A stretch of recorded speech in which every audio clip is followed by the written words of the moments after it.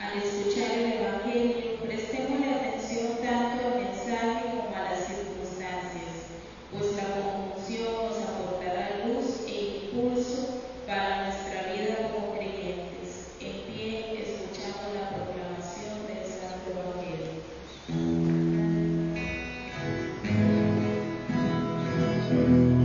Aleluya, el Señor.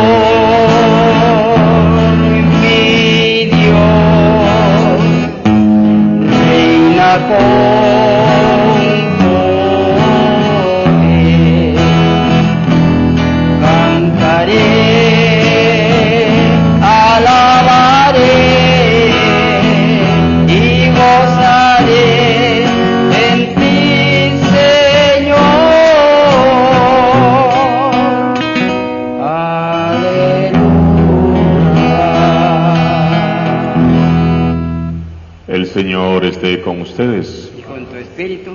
Proclamación del Santo Evangelio de Jesucristo según San Lucas. Gloria a ti, Señor.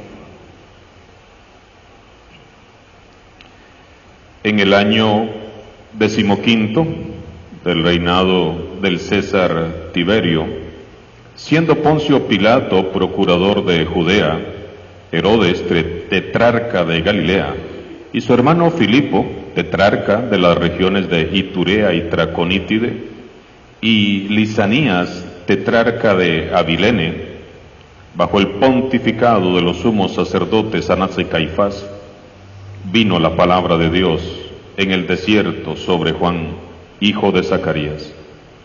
Entonces comenzó a recorrer toda la comarca del Jordán, predicando un bautismo de penitencia para el perdón de los pecados, como está escrito en el libro de las predicciones del profeta Isaías. Ha resonado una voz en el desierto: preparen el camino del Señor, hagan rectos sus senderos. Todo valle será rellenado, toda montaña y colina rebajada. Lo tortuoso será derecho, los caminos ásperos serán allanados, y todos los hombres verán la salvación de Dios. Palabra del Señor. Gloria a ti, Señor Jesús.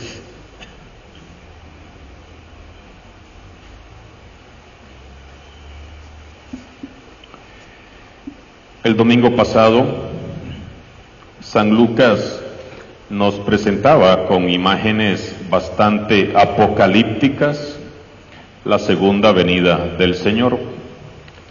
Hoy, en este segundo domingo de Adviento, la liturgia se enfoca propiamente en la figura de San Juan Bautista, el profeta del Altísimo, que prepara el camino a la llegada de Jesús.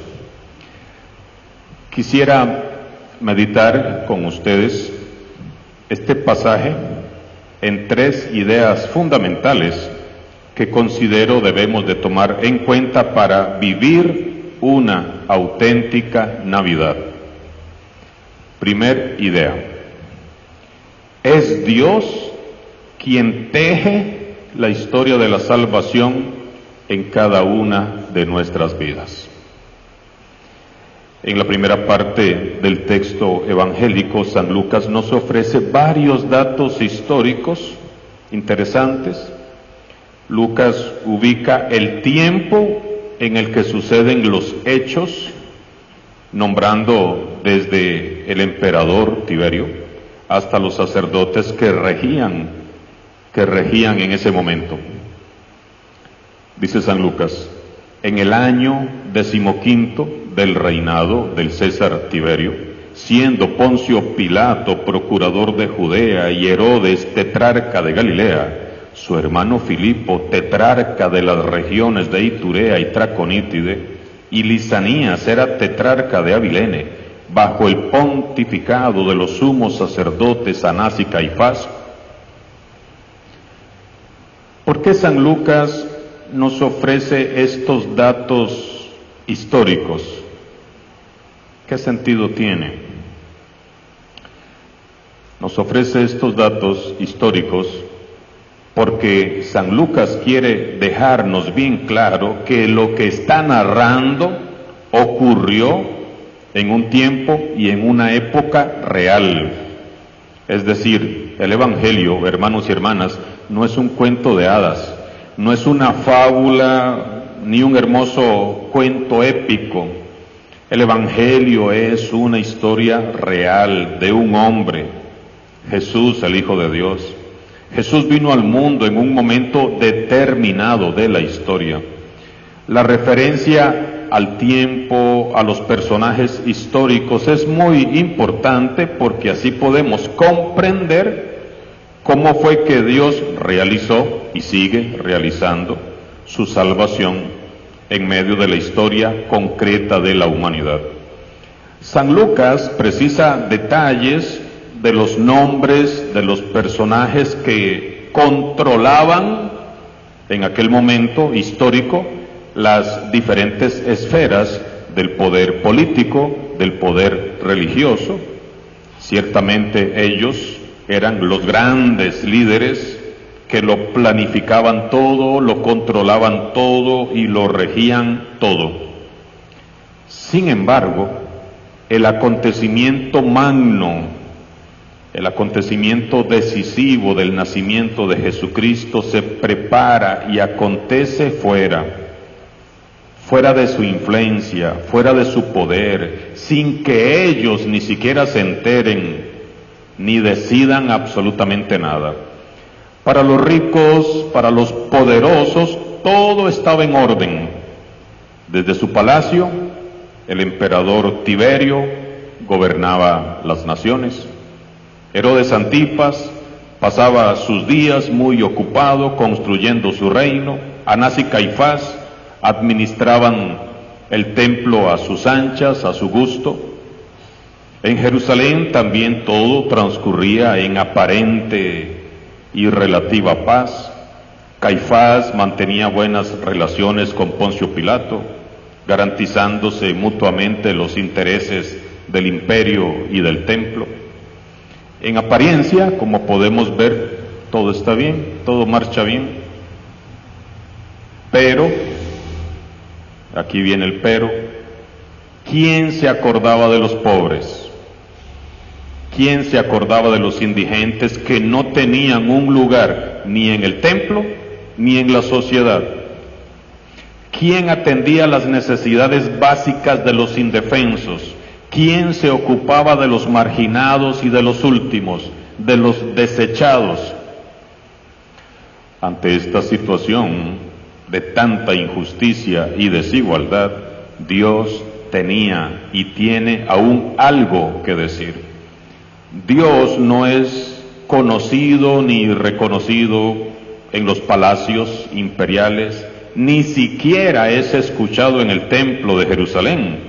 Es por ello que Dios irrumpe silenciosamente y va tejiendo humildemente su historia de salvación en medio de los ambientes y de los acontecimientos cotidianos, y va buscando personas concretas para llevar a cabo su plan maravilloso de salvación.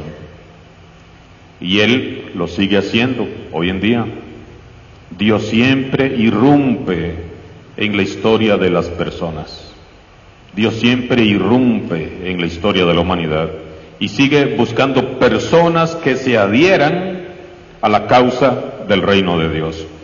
Dios nos ama tanto que a diario busca el modo de irrumpir en nuestras vidas para redireccionarnos, corregirnos, guiarnos, aconsejarnos y amarnos. Lo hizo en tiempos de Tiberio César y lo hace en este tiempo también. Dios interviene discretamente en la historia de cada persona, en la historia de cada uno de nosotros. Dios teje silenciosamente y humildemente la historia de la salvación que se va escribiendo en nuestras vidas cada día. Así es Dios, humilde, silencioso, Así es como Él impregna la historia de la humanidad con su gracia y con su salvación. Lo esencial, hermanos y hermanas, no está en manos de los poderosos. Lo esencial no está en las manos ni de los grandes líderes políticos, ni de los grandes líderes religiosos, sino que está en las manos poderosas de Dios. Al final de cuentas, la última palabra la tiene Dios.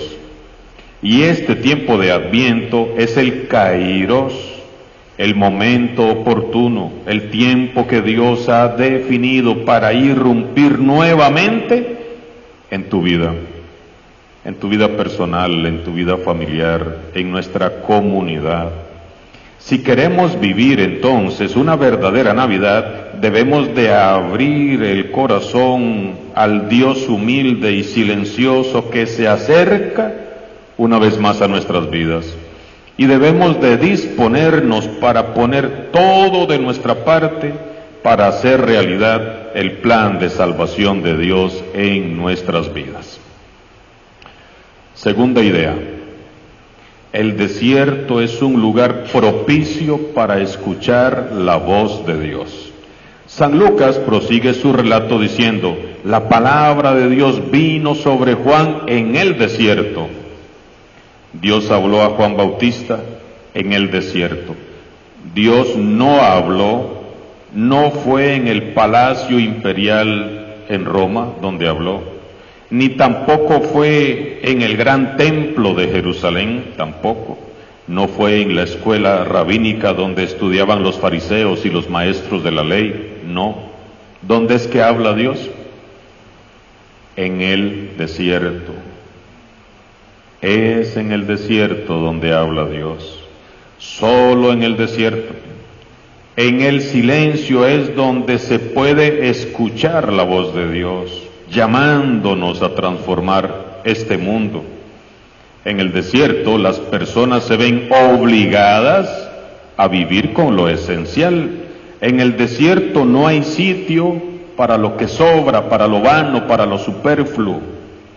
En el desierto no es posible acumular muchas cosas. Nadie vive de modas ni de apariencias en el desierto. En el desierto se aprende a vivir en la verdad y en la autenticidad. El desierto es el mejor lugar para escuchar en silencio y en la soledad la voz de Dios. Hoy, en un mundo tan bullicioso, tan alocado, es difícil encontrar un lugar así, un lugar tranquilo, un lugar silencioso, donde podamos escuchar la voz de Dios. Y si lo logramos encontrar, muchos preferimos no ir. No nos gusta el silencio, nos da miedo la soledad, nos da miedo estar a solas con Dios, incluso estar a solas con nosotros mismos nos genera miedo. Por eso, si quieres escuchar la voz de Dios en este tiempo de Adviento, debes de buscar tu desierto.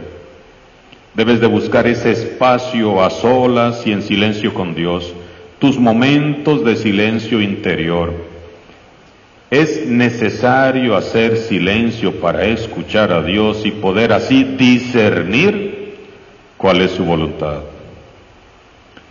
Tercer idea. Adviento es un tiempo de conversión.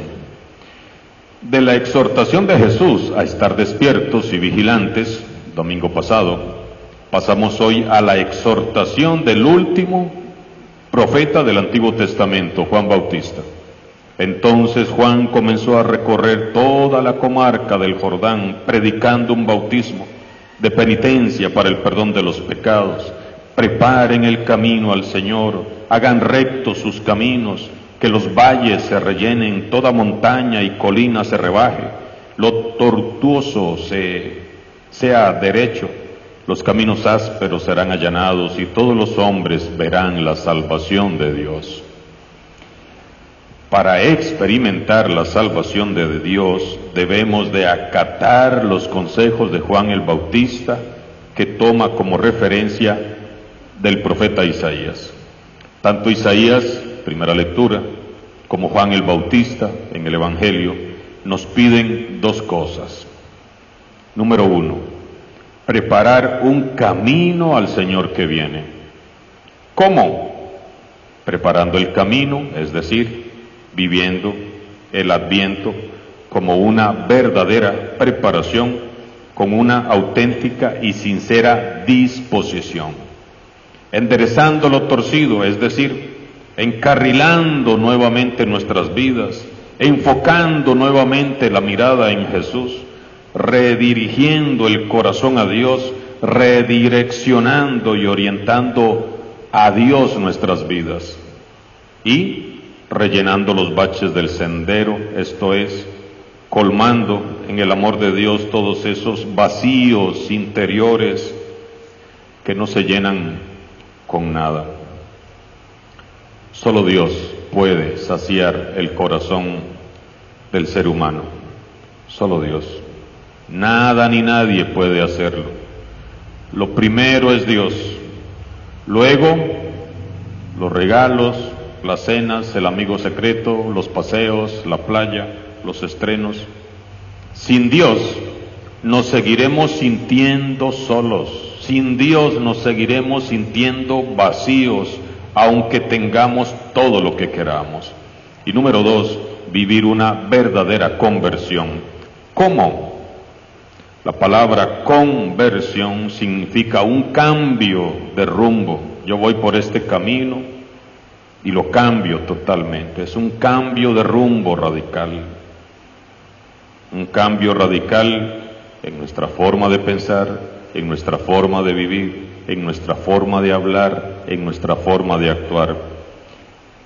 Así que, hermanos y hermanas, vivamos este Adviento, en este Adviento vivamos una verdadera conversión, una nueva conversión, y nunca más seremos los mismos. Este tiempo es ideal para pedir perdón y para perdonar. Es hora de hacer una lista de las cosas que tenemos que cambiar o de las cosas que debemos de mejorar en nuestra vida personal, en nuestra vida familiar, en nuestra vida comunitaria, y hacer el firme y verdadero propósito de cambiar o de mejorar. En esta semana, como podemos ver, hay mucho que meditar en esta segunda semana de Adviento que empieza. Mucho que reflexionar, mucho que meditar, pero quiero sugerirles también pasar a la acción. Ofrece a Jesús un gesto concreto y real que manifieste tu verdadera intención de vivir este Adviento, una nueva conversión. Por ejemplo, haz esa visita que llevas años posponiendo. Establece la paz con tus enemigos, al menos inténtelo. La respuesta que le vaya a dar la otra persona, ya esa no la podemos manejar, pero usted dé el paso, deje el egoísmo al lado, sea generoso, sea misericordioso con los más necesitados, deje el orgullo y vaya a reunirse esta Navidad con sus hermanos. Si necesitas confesarte, hazlo ahora. Libérate de ese peso extra interior que te amarga todos los días tu vida. Preparemos de verdad el camino al Señor. Allanemos los senderos a este Dios amor que hecho hombre anhela irrumpir silenciosamente en tu propia historia. Entonces habrá llegado la buena noticia del Evangelio a tu corazón y estarás listo para salir por los desiertos de este mundo a anunciar que ya viene Jesús, el Señor. Alabado sea Jesucristo.